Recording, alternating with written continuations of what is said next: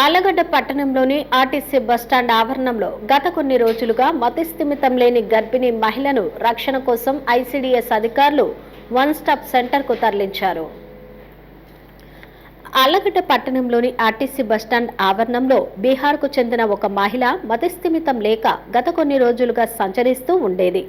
స్థానిక social service organiser అధ్యక్షుడు doctor ఈపనగుండ్ల Srinivas మతిస్థిమితం లేని మహిళను గుర్తించి ఐసీడీఎస్ అధికారులకు సమాచారం అందజేశారు. దీంతో ఐసీడీఎస్ అధికారులు ఆసుపత్రిలో వైద్య పరీక్షలు నిర్వహించగా గర్భిణిగా గుర్తించారు. ఆమెను నంద్యాల పట్టణంలోని వన్ స్టాప్ సెంటర్కు తరలించారు. ఆ మహిళ తెలిసిన వారు ఉంటే తీసుకుని వెళ్లవచ్చునని, లేదంటే వన్ స్టాప్ సెంటర్లో రక్షణ కల్పిస్తామని సిడిపిఓ తెలిపారు. శ్రీనివాస్ యాదవ్ అని ఒకతను సోషల్ వర్కరు, తను ఫోన్ చేశారు.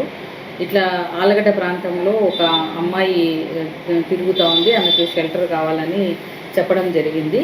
వెంటనే నేను మా శాఖకు సంబంధించిన వన్ స్టాప్ సెంటర్ ఉంది, అక్కడ ఉన్న సిఏ శిరీష గారికి ఫోన్ చేయడం జరిగింది. ఇట్లా పలానా విషయం ఇలా జరిగింది, ఇట్లా ఫోన్ చేశారు అని. ఆ అమ్మాయి వెంటనే మన ఆళ్లగడ్డ ప్రాంతంలో ఉన్న సోషల్ కౌన్సిలర్ని అక్కడికి పంపించడం అంటూ జరిగింది. వెంటనే వన్ స్టాప్ సెంటర్ వెహికల్ని కూడా ఈ ప్రాంతానికి, ఆళ్లగడ్డ బస్టాండ్ ప్రాంతానికి పంపించి ఆ అమ్మాయిని రెస్క్యూ చేయడం జరిగింది. మేము 12-12:30 లోపల ఆ అమ్మాయిని మేము వన్ స్టాప్ సెంటర్ దగ్గరికి తీసుకొని ఆమెకి షెల్టర్ ఇచ్చి, తర్వాత ఆ అమ్మాయికి మెడికల్ చెకప్స్ అన్నీ కూడా చేయించడం జరిగింది. ఈ మెడికల్ చెకప్స్లో ఆ అమ్మాయి గర్భిణి అనే విషయం కూడా మాకు తెలిసింది. సో ఇప్పుడు ఈ అమ్మాయి మా దగ్గరే సురక్షితంగా, ఆరోగ్యంగా, సురక్షితంగా ఉంది. ఈమెని మేము ఇంకా ఒక వారం రోజులుగానే పెట్టుకుంటారు అక్కడే. మన ఆళ్లగడ్డ ఎస్ఐ గారు కూడా ఈ విషయమై వన్ స్టాప్ సెంటర్ శిరీష గారు తెలియజేశారు.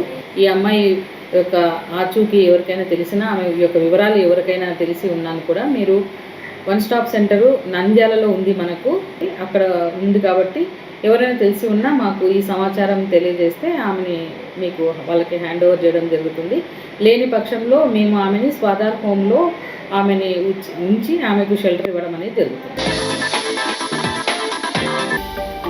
హలో అండి, నేను మీకు Rakshitha. Please to subscribe Nandyal communications.